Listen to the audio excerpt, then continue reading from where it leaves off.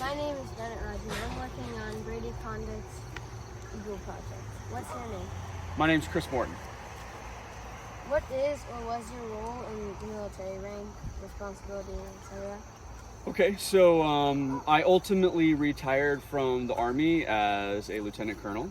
I served for almost 21 years as an aviation officer, and I was an Apache helicopter pilot. When and why did you join the military? I joined, so I went to West Point. So I entered West Point in June or July. It was in June, beginning of July in 1996. And went through West Point for 4 years and then graduated, and I was commissioned a second lieutenant on the 27th of May in 2000. So that kind of lays out the timeline.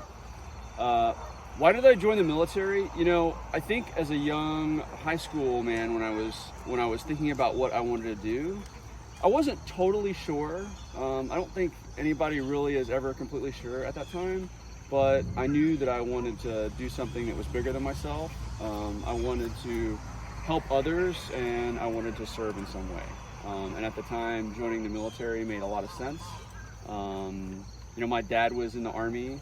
He actually retired from the Army after 26 years, so that was really influential on my time. And so I always had military service kind of in the background, and I wasn't totally sure. And then at some point in high school, I decided that I thought the best way to do that was to serve in the Army. So I applied to the Air Force Academy and West Point, and ultimately decided to go to West Point.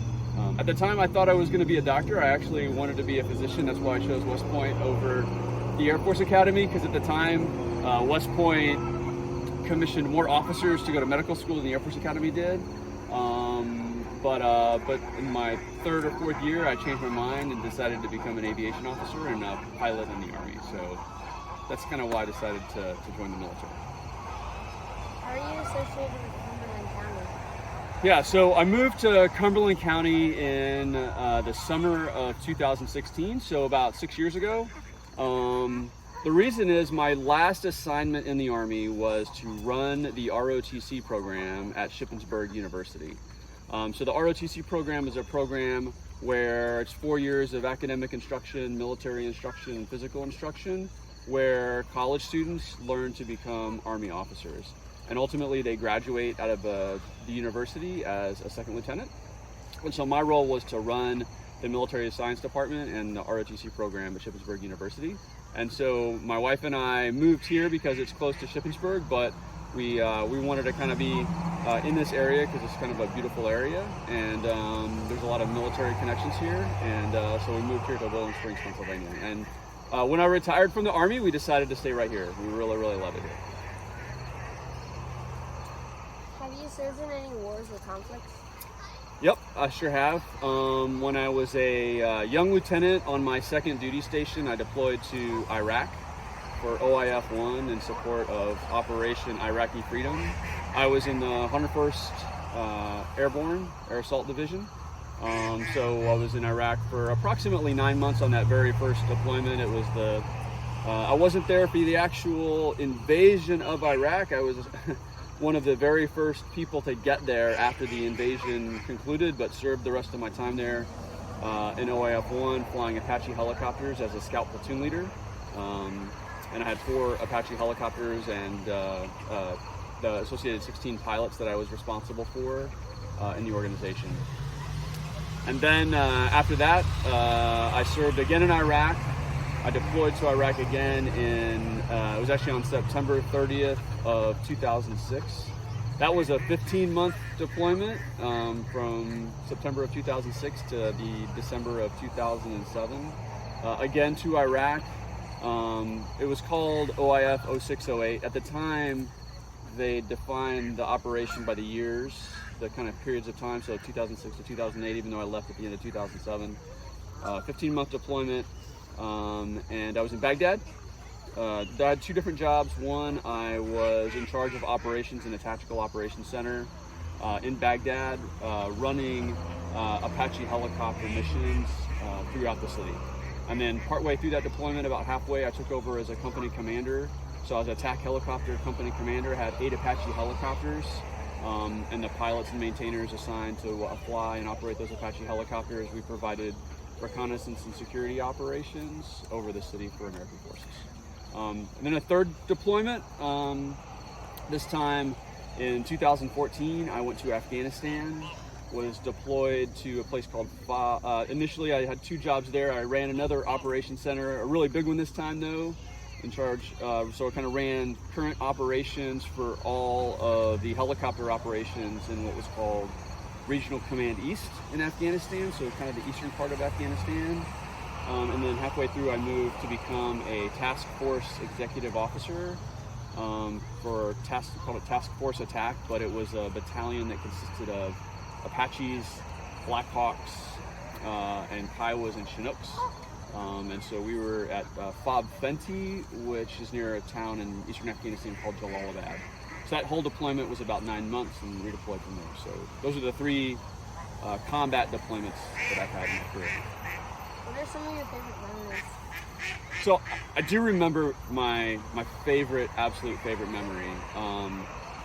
One of the things that they did at Fort Campbell that was really cool was when you came back from a deployment, you kind of marched into a hangar and they had the families, your wife and kids or husbands and cousins, whoever wanted to come, they were there at the hangar to welcome home their loved ones from a deployment. I had a really cool experience because when I deployed the very first time as a lieutenant in OIF, I had a chaplain that was part of our unit, and on this deployment, that was in OIF 1 in 2003.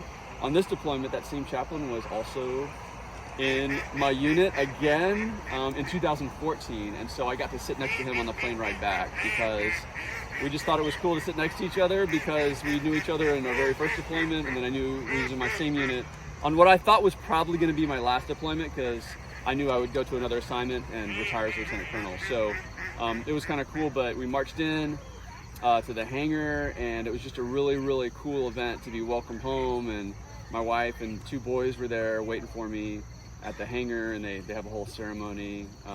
So it was just a really, really cool experience to come home after that deployment and see my family again after 9 months away.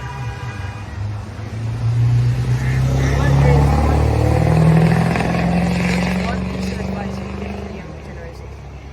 Yeah, so I actually had, because I taught at a university, I basically helped teach and educate young college students who are going to become officers. So I doled out probably way too much advice that very few of them will remember.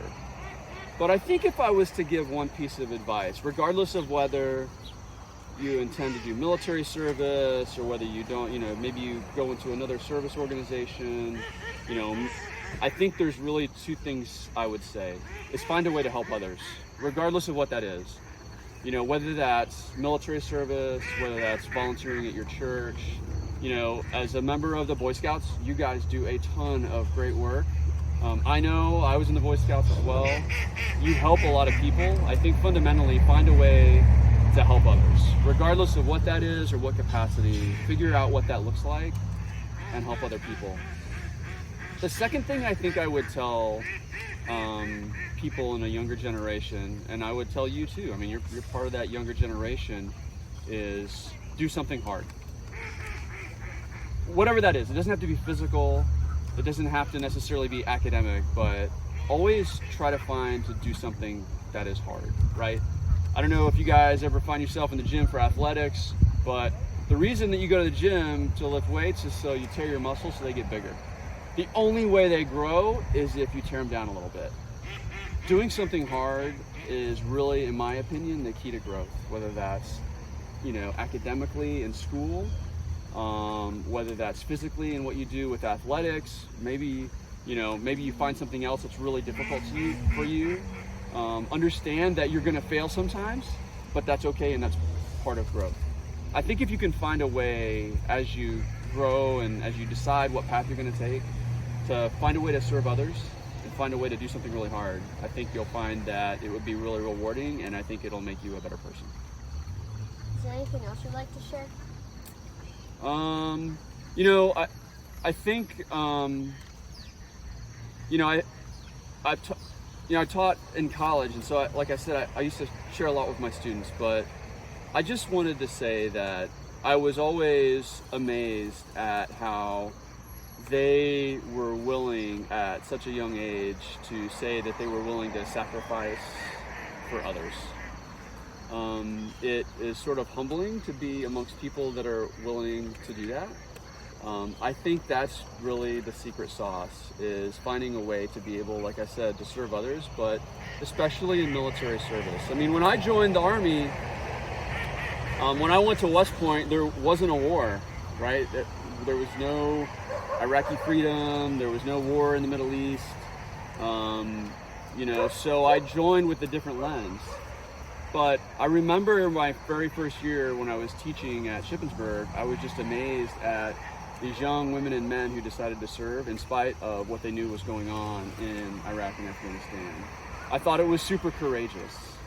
And I was just sort of amazed at the things that they were willing to do and they signed up for in spite of knowing what was happening over there. So I would just say that, every chance that I get, I thank people for what they do for others. I thank people for what they did to serve, because I think not only is it important for them to be able to be strong when others necessarily can't serve, but I also think it's really important because I think military service in many ways is foundational to our democracy.